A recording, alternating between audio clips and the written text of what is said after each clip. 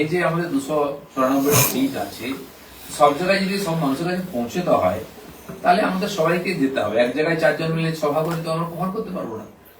আর সেজন্য আমাদেরকে আলাদা আলাদাও সভা করতে হবে, একসঙ্গেও করতে হবে।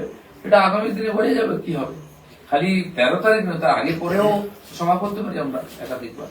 আপনি বললেন যে দল যদি চায় তাহলে আপনি প্রার্থী হতে প্রস্তুত। আপনি তো খড়গপুরের প্রাক্তন বিধায়ক, যদি খড়গপুর আসনে আপনাকে দল বলে যে লড়াই করার জন্য, আপনি প্রস্তুত আছেন?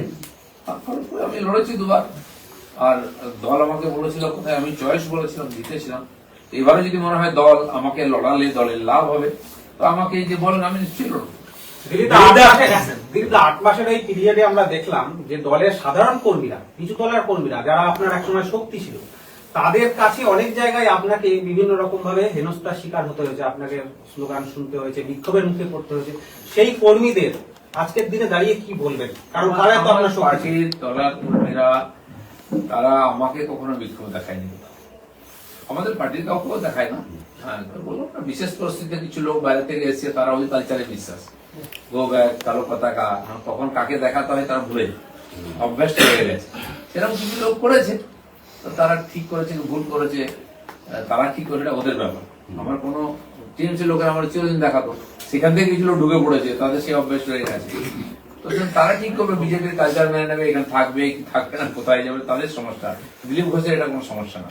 বাংলার বিজেপির রাজনীতিতে আপনাকে যদি আমরা আদিনেতা হিসেবে ধরি, তাহলে অনেক দল বদলে বাংলার বিজেপিতে শীর্ষ ক্ষমতায় থাকা নেতারা আজকের দিনে দাঁড়িয়ে নতুন করে তারা প্রমাণ করার চেষ্টা করছেন যে আমি বিজেপিরই লোক, আমি আপনাদেরই লোক। আমরা বিভিন্ন জায়গায় বলে কিছু নয়।